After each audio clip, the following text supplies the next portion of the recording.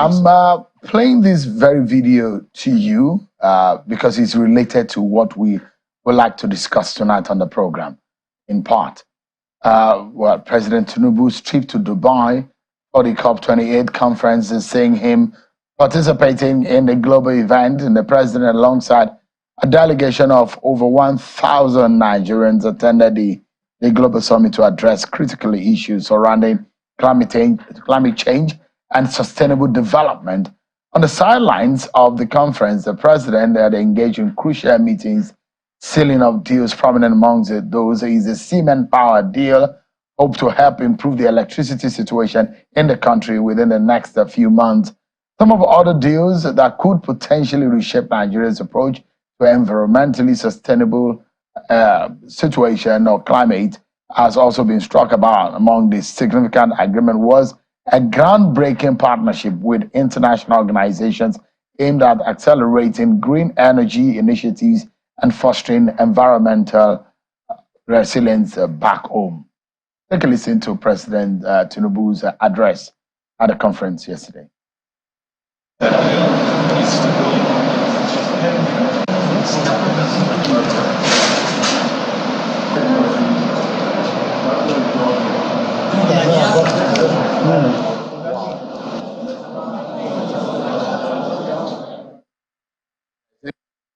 We are committed to critical steps to reduce methane emission by ensuring flood gas are eliminated. There's a huge penalty for that. There's equally a huge incentive to do so. The measures that we're taking here is a welcome development, no doubt about that. And we are with the leadership of UAE for the commitment so far.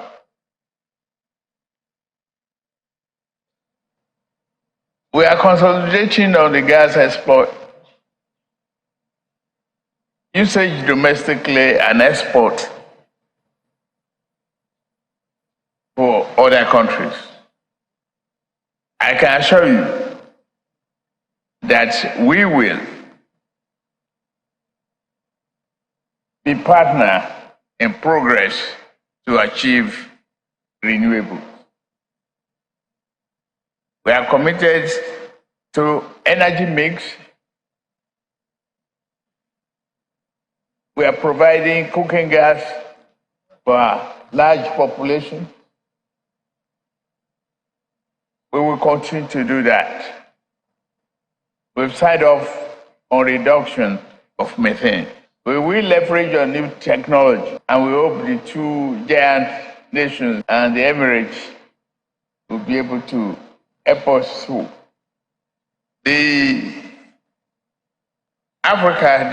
What I know of Africa is the fact that the risk in additional investment and technological know-how, it is very necessary. President Tinubu there when he was addressing the conference. However, President Tinubu's trip hasn't been without some controversy.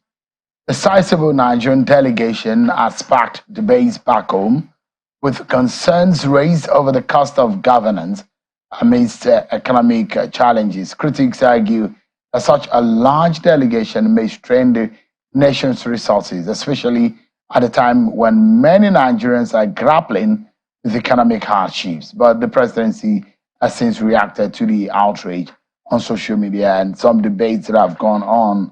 And this is in part what Tope Ajayi, a senior special assistant to the president on media and publicity, had to say. Over 1,100 Nigerian listed on the Nigerian delegates.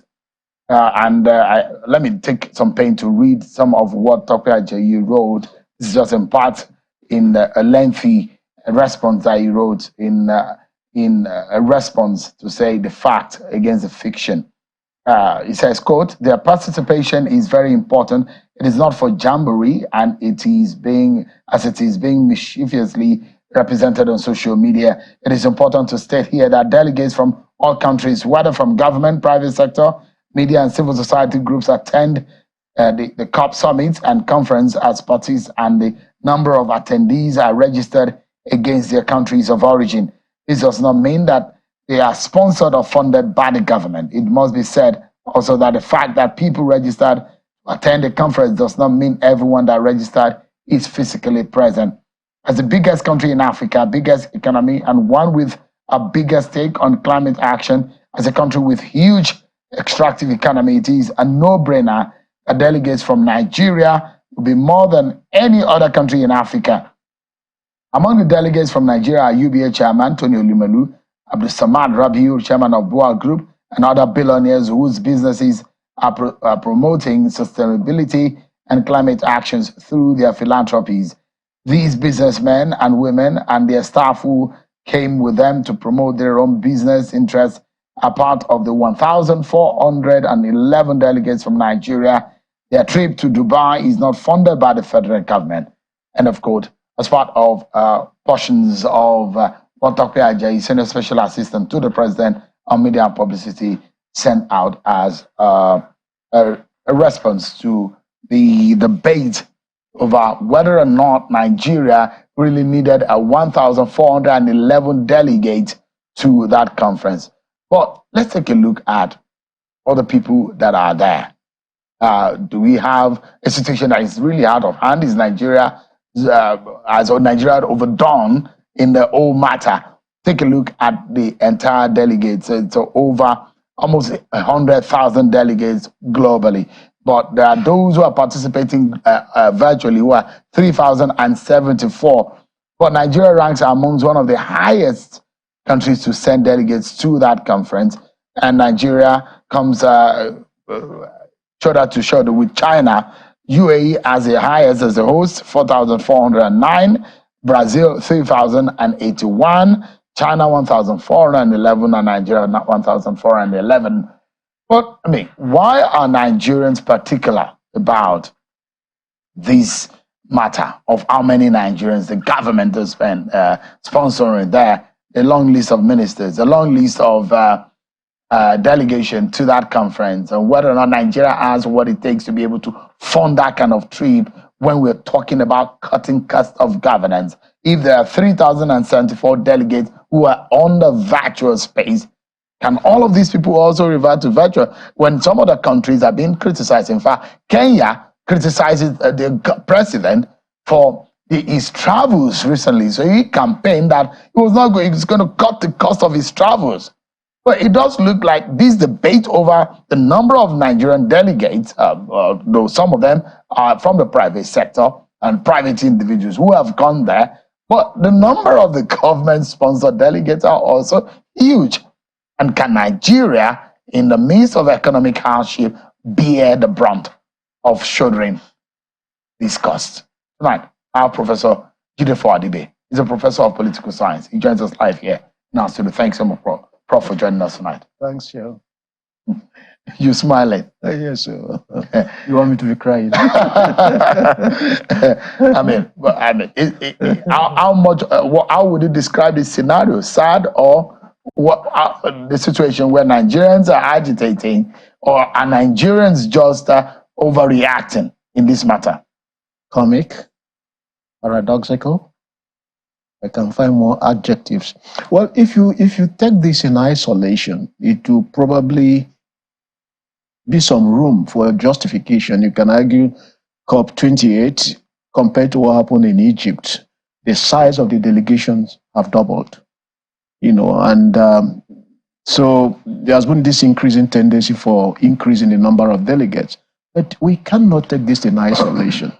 We had just come out from conversations about purchase of a 116 million naira SUV for legislators. The president has been junketing around. We read that when he attended the hunger conference in New York, he spent 500 million. And then dollars, not naira. And then he's been to a number of UAE and several other countries. How much were they costing? And just a few days ago, the minister for FCTA told us that the government was going to spend 15 billion naira, not to build, but to complete a befitting residential place for the vice president. So amid the binge on loan and borrowing and the increasing hardship and the increasing immiseration of Nigerians, this thing happening is not just that it raises question about fidelity to cutting down the cost of governance, but also to the question of whether there is even compassion for the suffering Nigerians. Because if there is really the compassion for what's happening in the country at the moment, people should also be sensitive to the optics around the whole thing. Well, the various newspapers have estimated that the size of the Nigerian delegation is about 890. The Nigerian government funded delegation. 890. And then it's not those just who argue that it may not be as much, maybe between 500 and 700. Even do you need that many? Even if you put it at that number. So what will be their roles? In Dr. Ajayi's paper, he argued that Nigeria has a peculiar Nigeria is big in Africa. Nigeria has a big economy. Nigeria has a peculiar climate change problem. That is not the way to read that. I mean, he's a government functionary, so you can understand that. You cannot justify that you're having more delegation than the European Union, than America, than Britain.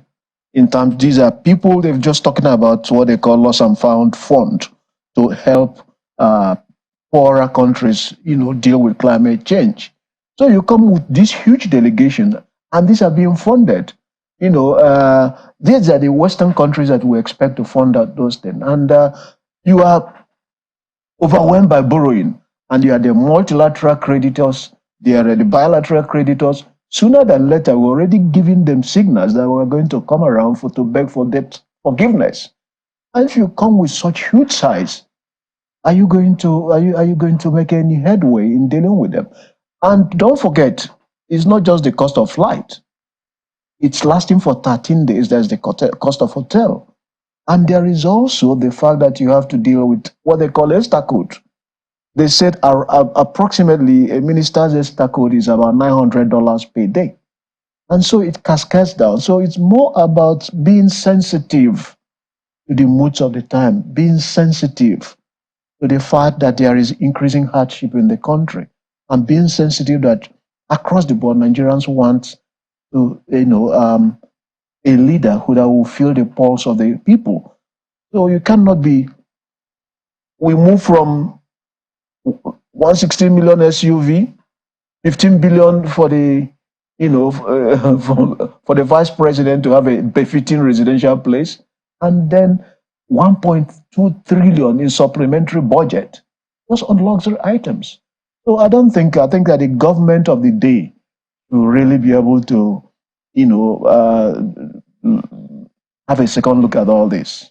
I mean, from the argument, there's a lot of outrage, especially for some names that came up, some individuals that are maybe social media favorites, and those who their opposition in cold never thought they could be on that kind of delegation. And perhaps, of course, they've said government didn't sponsor. In fact, we've seen some politically exposed persons who said, look, I am there on my own account. I'm not sponsored by government. People are now coming out to say, I'm not sponsored by government. I sponsored myself. I'm not sponsored by government. I'm sponsored myself. But the question is that it is a system, some will say, about how government is being run, and the template that has been existing before this government come into power. Does it make this government look less serious or more serious in the manner in which this system has put them? No, not long ago, Nuhu Ribadu, the National Security Advisor, mentioned that the government inherited a bankrupt economy, which many people, understand that.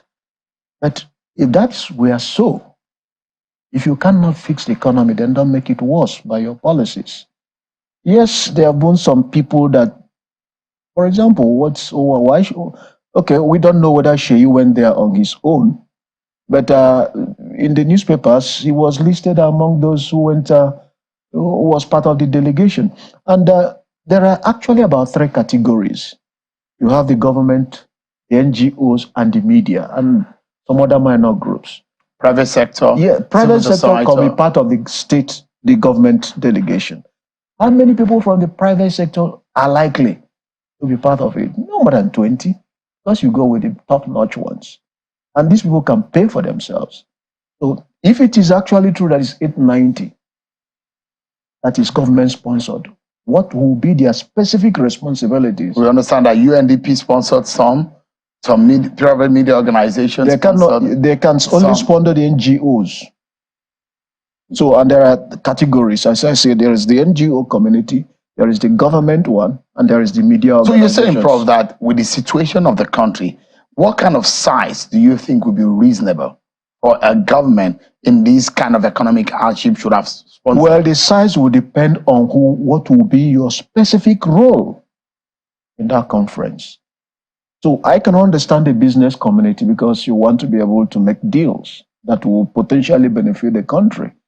So if the government wants, I don't think more than 3 ministers, personally speaking, you set the tone. Because if you set the tone and people know that the president abhors waste, whoever is compiling the list will be sensitive to the feelings of the president. But if you feel that there is an imperial proclivity, on the part of the president, that he likes all this big entourage because he gives one a sense of affirmation of one's importance, then the people, including that, will keep on increasing the size, because don't forget, it is part of the ways they build personal loyalty. They build this personal patronage. And this precisely what they call the politics of prebendal politics. It's like that prebend, they throw it around and makes it go around. So why do government officials have this yearning, this itching, this hunger to want to leave the country, to want to travel? Why did they travel first? Well, you can say it's partly colonial, just like during the campaign, going to Chatham House became like an endorsement. You want to be, if World Bank says something good about it, you publicize it because it's an external validation. So you go out there, you are part of the delegation. Of course, there's the star code may mean something for some people, but for those who are really pilfering, laying their hands on huge sums of money back home, it may not be much. But it also being part of the presidential delegation, struggling to be able to, let the president see you 2-3 times. You never know what can come out of it. So I think we know before being president, that's probably part of Tinubu's, private person. You saw when you went to Chatham House, the number of governors and former governors that were part of the entourage. In his campaigns, it was like that. So he, so to say, you can say he's being himself. But now you're in office, you have to, respond to the moods of the moment. And let me say this, it raises the question of the whole politics, Messianic politics. Somebody will come around, we build our hope around them, and then the hope will just be dashed by one thing or the other. If you look at the time of Buhari, it was, he has a number, in his integrity, he is going to fight Boko Haram to a standstill. Nothing happened.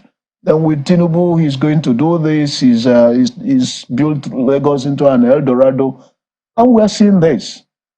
It's not limited to Nigeria. In Malawi, Lazarus, the president, was a pastor, and everybody built this hope about a new Malawi. And what did we get? You just feel the government, keep government positions with family members. So what is on the table again is this Messianic politics. It's not just about this thing that people we are looking for messiahs. Does this travel costs in any way paint this government black in any sense? Does it make the president look not so good?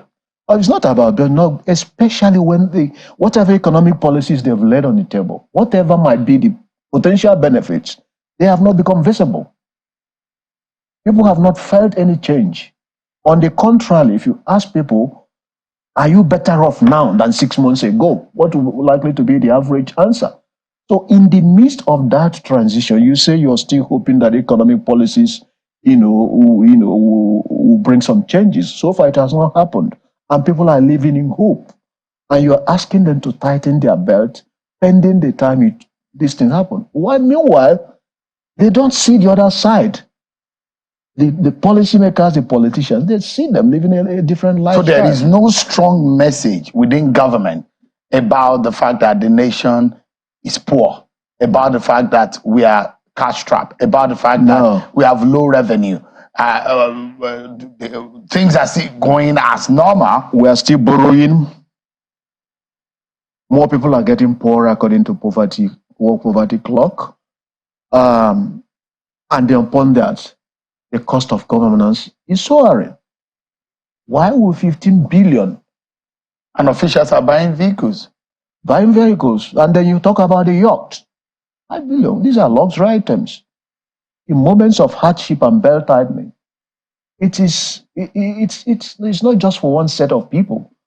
It should be for everybody. And there's those who will say, okay, maybe it's not the style of President Tinubu to, although the likes of Peter Obi, he's always saying, he used one watch, he carries his own luggage by himself. So, there are those who argue that, people are not the same. But let me tell you, in Messianic politics, we sometimes create this Messiah. We don't really know who will now change things. Some people, we have seen people who get radicalized by power. People say you don't really know any person until you throw a combination of power and money on the person, then the real person comes out. So you have seen some not so good individual, quote unquote, and they get into office, they get radicalized and decide to do something. On the other hand, we have also seen radicals, quote unquote, who become de-radicalized by the system. I give you an example, and I'm sorry if I mention a name. Oshomole and his famous khaki cap, he was as good as it could be, but if you are looking for a labor leader who used the right language. What happened? We saw that he paid 100 million to buy a presidential ticket, which he didn't complete, and we don't know if he got a refund. These days he wears suits and expensive clothes. So you cannot say that power has not changed him. But what power has done to him is that what power has probably de-radicalized him, because some people go there, they become embourgeoised, and the next thing is that they commit class suicide. So people were hoping, there were supporters of Tinubu who said, well, we have tried Mr. Integrity, it doesn't work. And you say he's this and that and that. Yes, let us accept that whatever you say he was, but now let us try, it takes a thief to catch a thief theory. I'm not saying he's a thief, you understand what I mean. But does it work? That's part of what I call Messianic complex. We don't know. Or they come in various forms of Messianic packaging. And have we seen from Buhari to Tinubu now? What have we seen? So you've not seen any difference? Have you seen any? I'm asking. I haven't. You tell me, because the borrowing binge continued, the nepotism is continuing, the junketing around the world saying you are looking for foreign direct investment. We have seen all these side deals from time of Jonathan. How many of them turned into something real? So it's not what you tell us that they so are. Is it a time to sit in Nigeria and get the job done? Capital spells opportunity. If the conditions for making money, the principle of capital accumulation is that it smells money, it smells opportunity and comes in. I'm not saying you couldn't. They're traveling from here to there, say you are looking for investors. We ask Obasanjo did it, Jonathan did it, how many came? On the contrary, those who are here are already closing shops and leaving. But they struck a deal with Siemens, which they say that we add about 15,000 megawatt in terms of generation, and hopefully it will add up to in the next 48 months. That's what the spokesperson of government said on this program on Friday, who says, look, this will hit the ground running. In Germany the other day, the president also sealed a deal that will see Nigeria getting gas to the other side. And those kind of deals. I mean, with all of these, we're praying that they come to fruition. Don't forget, Buhari sealed several deals, as did Jonathan. Now, if you take an inventory of the number of deals that were sealed on the sideline of major conferences, from time of Buhari down even to Jonathan, and then we'll ask ourselves how many came to fruition. there are more of talk shops rather than. We pray. We don't know which one will work. We pray, especially this one of power, that it works.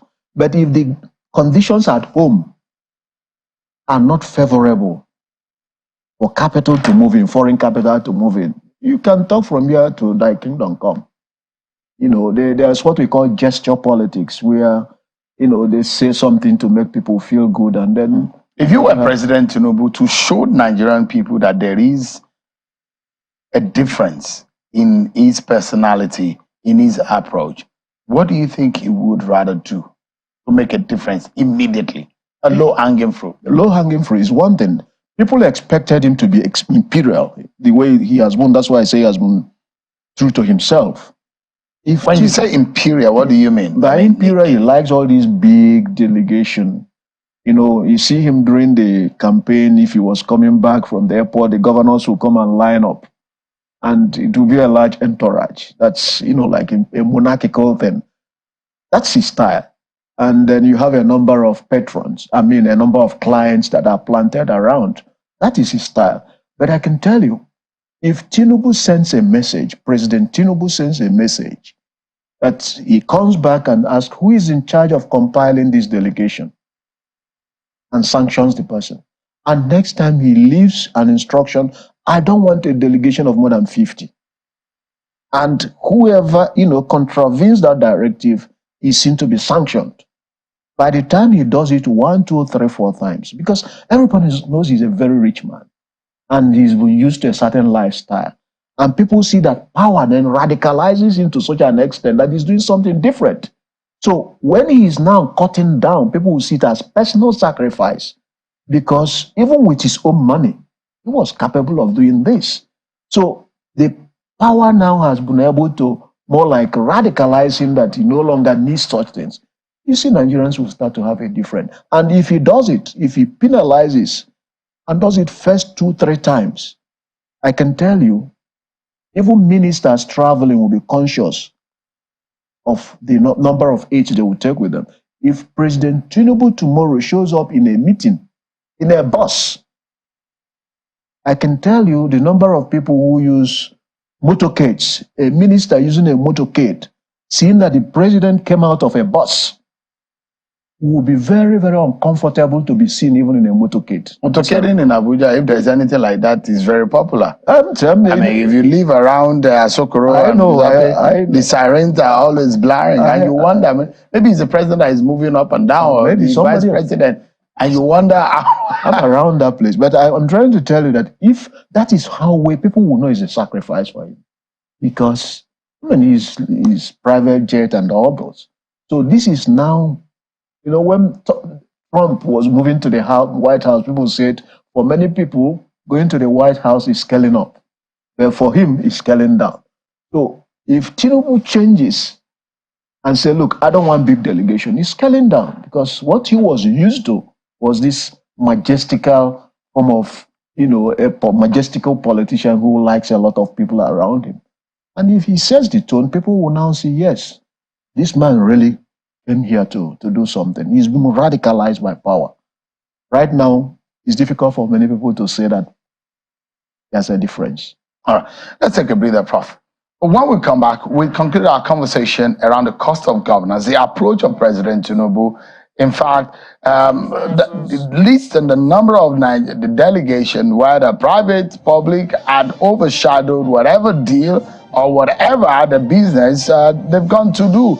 In Dubai, when Nigeria and China are now, you know, shoulder to shoulder competing who has the highest number of delegates in Dubai. Can we afford it? That's a big question, and the kind of economic hardship that the nation has found itself. A critical question, isn't it? We'll take a breather, and when we come back, more on that. Plus, we go to Kogi State, which looks so much that is now being turned into a political war ground. What is really going on in that state, for example? We'll find out after this break, everyone. Thank you so much, everyone, for staying with us. President Bola Tinubu is being in Dubai, where he's been attending the COP28. He might exit that country today or tomorrow, from what we understand. And several deals, including that of Siemens and the power deal with Nigeria. We understand that the president also launched a carbon credit market deal yesterday. The EVC and renewable energy deal was also signed with an MOU today. There are also other deals signed by other ministries, including that of the aviation ministry, where Festus Keyamo, the Minister of Aviation, also got involved. Several deals that are being signed on the sidelines of the COP28, which focused on climate change. But what has gotten a lot of Nigerians talking is, yes, people will be looking forward to what are the benefits directly to the lives and the livelihood of Nigerians. How much of money will this probably guarantee in your pocket as a Nigerian? But again, how is the Nigerian money being spent on your behalf when hundreds of people are being jetted out of this country, and the cost of the nation on Nigeria's pocket, in an economic situation that cannot be described more than hardship? Professor Gideon Fadibi has been speaking with us on the program tonight. He's a professor of political science. Thank you so much, Prof. Thank you. But you look at these holistically, and you look at the budget that the president presented, you look at what his plans are. Fundamentally, do you think it means well? Do you think he has the will to do more? There are those who will say that, as there being a president in the history of this country who has sat his ministers down and made them commit by signing a bond of performance, there hasn't been those who will argue that if you do not perform, you exit. Does it show enough seriousness to really make Nigerians have some level of patience with him that he might just deliver?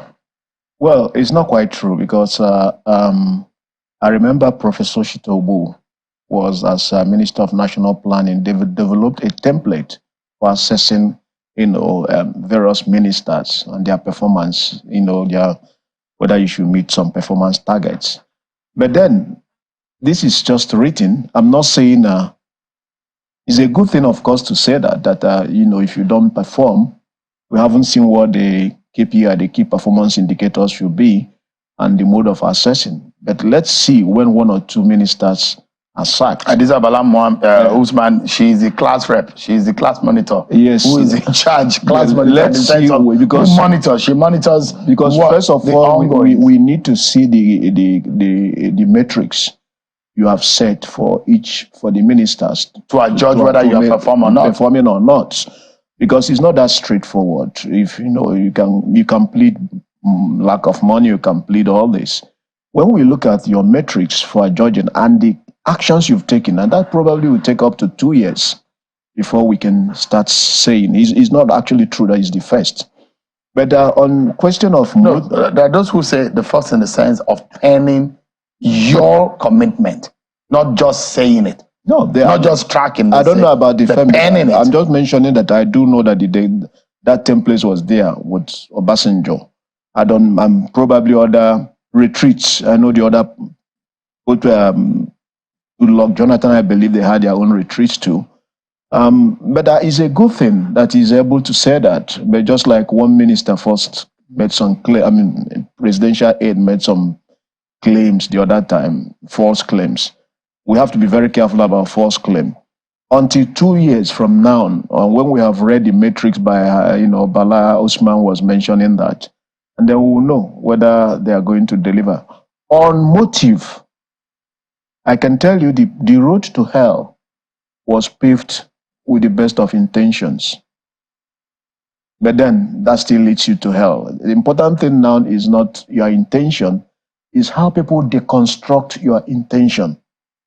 And that deconstruction of your intention is what people call optics.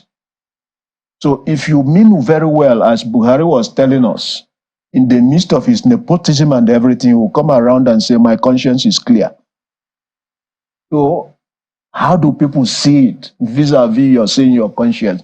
How do people see this, amidst suffering? And then we'll see a lot of squandermania going on. That's, for me, what will judge the motive, neither whether not, no, there's no way Shakespeare would say to read the mind's construction on the face. So we deconstruct actions. It is good, as you mentioned, that his ministers are given targets. If you don't perform, you go. That's very good. The next is let us know the metrics. All right. The next one is let us see action. I mean, it would be good if government, after this trip, they come out to, if truly there is an intention to cut cost of governance, to come out and say, in all of these travels, this is what it has cost, because there are those who are debating that the amount you talked about on the issue of Esther might not be the correct figure about what they get. There are those who will say, okay, some of these things are not exactly how, maybe you don't know how it works in government, but it would be good if government comes out to say, this is exactly for sake of transparency and the fact that if there's a trust of Nigerians' money and power in your hand, you at least have the need to come and explain to Nigerians that we are doing this in trust and we're doing it well. I don't think you... No, you see, he's regarded as one of the most traveled presidents. President Obasanjo did a lot of traveling, but within the first few months of his presidency, he's traveled a lot. What are the costs in these times? Especially now in these days when technology can also help us to do this virtually. What are the costs of these travels? What are the gains? So that we'll be able to look at the cost-benefit analysis and know whether it is time for us to cut them. Yes, you say you're looking for foreign direct investment. At the same time, the ones here are divesting and living. So, which tells us that we need to improve the local environment. Prof, thank you so much for your time tonight. I appreciate it.